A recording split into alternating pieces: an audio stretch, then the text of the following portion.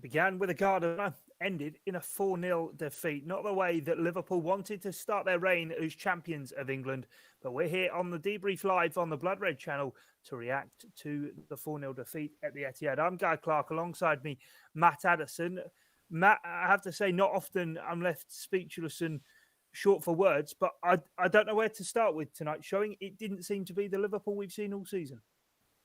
No, it certainly wasn't, was it? It was a pretty disappointing result and performance for the large part, I thought, for Liverpool. I thought, to be fair, the first 20 minutes, Liverpool did quite well. They seemed to be on top before that first goal went in, and quite easily on another night. You know, Mohamed Salah could have easily put Liverpool in front, but I mean, some of the defending was just very uncharacteristic, I suppose you'd say. And yeah, it's one of those that I'm sure we're going to go into. There was plenty of individual performances that certainly didn't come anywhere near the standard. And collectively as well, Liverpool didn't really seem to work that well together. So, look, it's one of those results that I think will stand out. But, look, Liverpool are already Premier League champions. And unfortunately for Liverpool, on occasions such as this, when you play a team that is as good as Manchester City, if you do have an off night, they certainly have the capabilities of doing something like that to you. So, yeah, I think we certainly saw that tonight.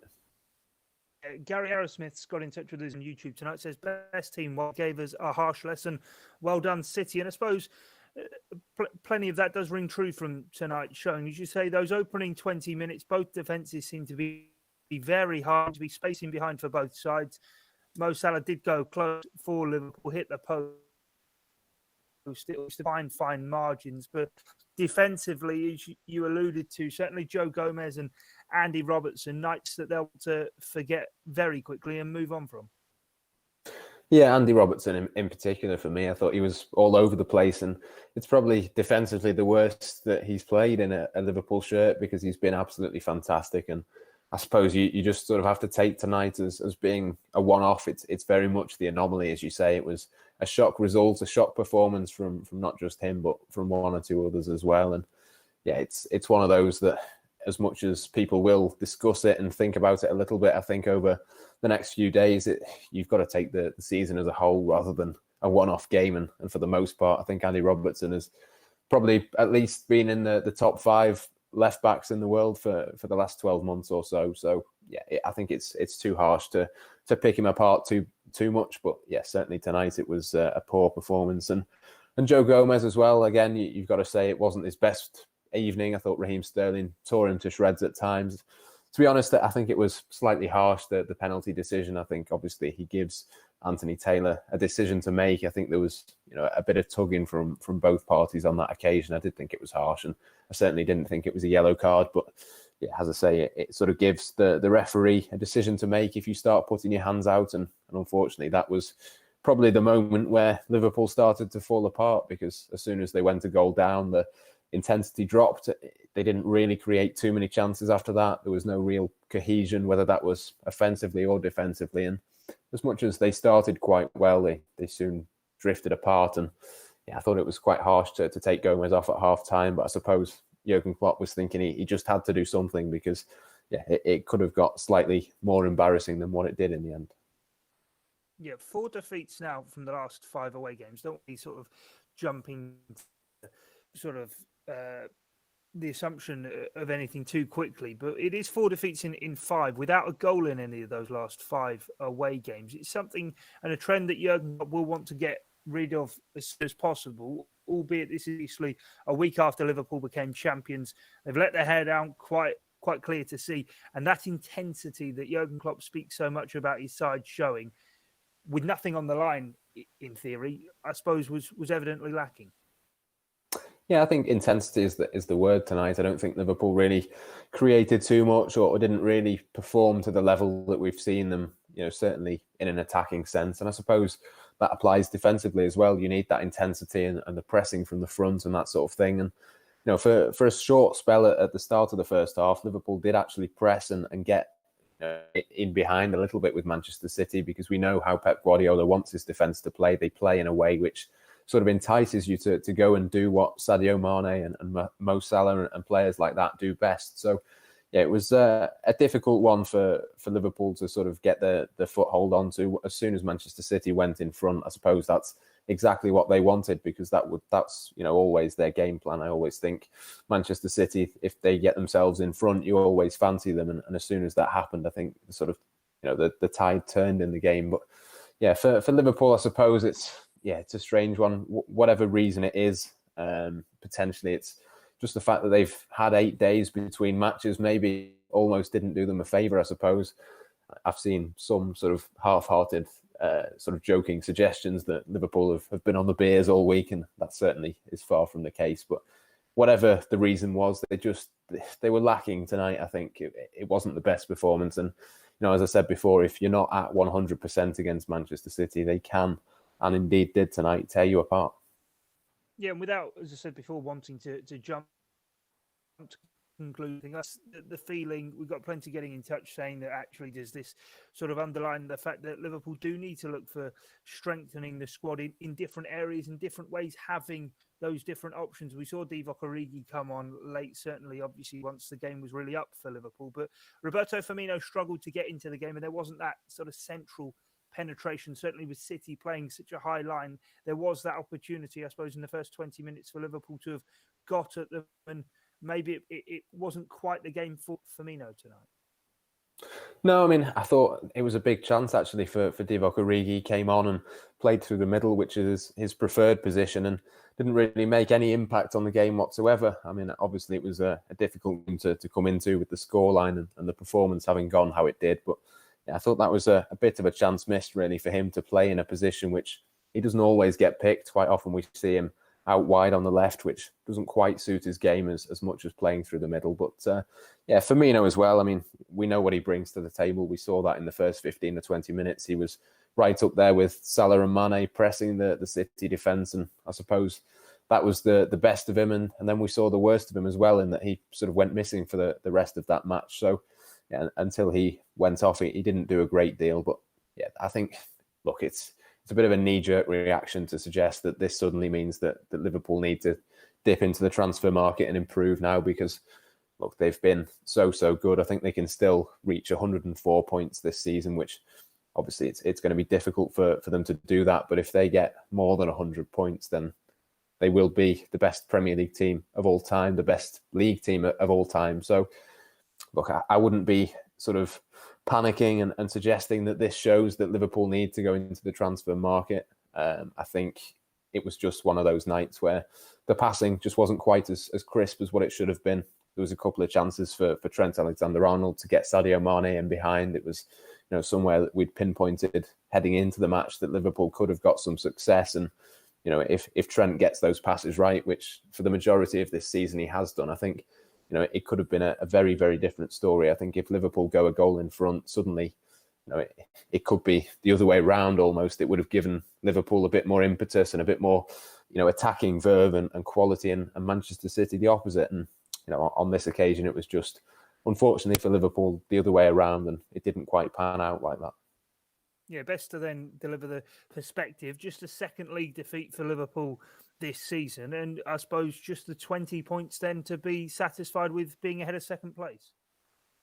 Yes, exactly that. I mean, I said going into the game, I think on Blood Red earlier in the week, that this was an important game. I think in terms of the narrative for Liverpool, we know that Liverpool this season have been far, far better than Manchester City. But I think what this result will do when we start previewing next season is people will say, Liverpool obviously are going to win the league by potentially a record margin, certainly by a significant number of points. But I think people will look back at this game and say, well, that's, a reminder of what City can do. And maybe the gap wasn't quite as big over the whole of the season, but, I'm not sure whether that's an accurate picture. I think Liverpool have been significantly better than Manchester City this season, certainly defensively. And okay, on the night they didn't show it, but I think if you look back and take the season as a whole rather than one-off nights such as this, I think certainly that paints a fuller picture. But it'll be interesting to see whether that narrative is beneficial or not for Liverpool heading into next season. It might be that,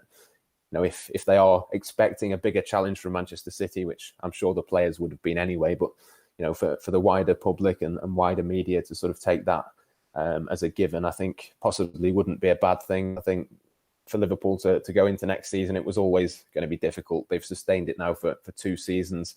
They got obviously 97 points last season and didn't quite win the league, but they've effectively now performed at league title winning level for 2 consecutive seasons. It's very, very rare that we've seen them or any team do that for 3. I think Manchester United being the only team to win the league 3 times in a row, and he didn't have to get that number of points back in those days. So yeah, I suppose Liverpool are sort of entering unknown territory a little bit with what the level that they're going to have to continue to be at next season. But look, there's no doubt about it. Whatever the result tonight, whatever the narrative that follows from that, Liverpool knew that next season was, everyone starting again at 0 points, and it doesn't matter how many points you win this season by. It's always going to be clean next season. So it's going to be very difficult for the Liverpool team to retain their Premier League title. But look, that's hardly a shock. We've known for some time now that Manchester City, at the top of their game, are a fantastic team. Yeah, before we wrap things up, we'll have a look ahead at what's still to come, obviously, for Liverpool this season. But we'd be remiss of us not to touch on what happened before the game, the Guard of Honour, much spoken about. The Manchester City players, Matt, didn't look very happy at all doing it. It's supposed to be people thinking it's a novel idea. It's been going on for a fair while now, and it is to show respect to the side that get crowned champions before a season is out. I suppose it's heightened with the fact that it was the outgoing champions, the side who first up had to give Liverpool that Guard of Honour, but they couldn't wait to get it done and immediately then get stuck into Liverpool. Yeah, no, I'm sure it's not something that they would have enjoyed. It's something, though, that you have to say they've had it for themselves over the last few seasons. People have given them a Guard of Honour on certain occasions because, quite rightly, as you say, that's sort of the tradition in England. And look, personally, I think it's a bit of a strange one. It's not something that, I'd ever be particularly bothered about. I don't think it made any difference. And I think the fact that Manchester City sort of took it as half-heartedly as they possibly could tonight sort of shows that, really. But yeah, it's a tradition. It's something that had to be done. And in future seasons, if it happened to Liverpool, then, well, as indeed it has done in the past, I think they've done it themselves at Stamford Bridge and places like that. So yeah, look, it's just one of those things, and I'm sure it was slightly uncomfortable for Manchester City, but if anything, that would have just given them a little bit extra motivation to get back at Liverpool, and I suppose the 90 minutes that followed would probably back up that theory. Yeah, well, okay, then let's look at what's to come then, of course, for Liverpool. Still 6 league games to go, 3 at Anfield, 3 away from home, 14 points away from that elusive 100-point target. Just wonder how much of a focus that will be for Jurgen Klopp and the side. Of course, they know now that the highest they can get to would be 104 points. Yeah, I think it should be something that they're looking at. I think you don't get the opportunity to become a 100-point team, year in, year out. Who knows what the sort of situation is going to be next season. So I think Liverpool have to take it really, really seriously. I think they have to take the last few games as preparation for next season as well. They're not going to get a proper pre-season. They're not going to get a break really between the end of this season and the start of next. So in terms of starting next season at their absolute peak, I think it's important that they keep ticking over, they keep winning and sort of keep that feeling going, because I suppose if you start to go off and you lose that momentum, it's going to be very, very difficult to start that up again next season. I think, to be honest, we've seen this season the benefits of having a really good start. I think Manchester City lost a couple of points early doors and Liverpool managed to get themselves a lead. I think I'm right in saying Liverpool were top right from day one and have never really dropped off from that. I think they won, didn't they, 4-1 on the opening day. That was a Friday night, and they've been top ever since. So we know the importance of having a good start to a season. And I think as much as breaking the record between now and the end of this season will mean a lot for what it is and for the fact that it would be remarkable to get more than 100 points, especially when they got 97 last season. I think as much as that will be important, it will be just as important for them to keep up the intensity or after tonight sort of revisit that intensity and get back up to those levels that we've seen Liverpool perform at, because looking ahead to next season, that's what they're going to have to produce again, because I suppose if nothing else, tonight has shown that Manchester City next season are going to be right up for it. They're going to want to get their title back, and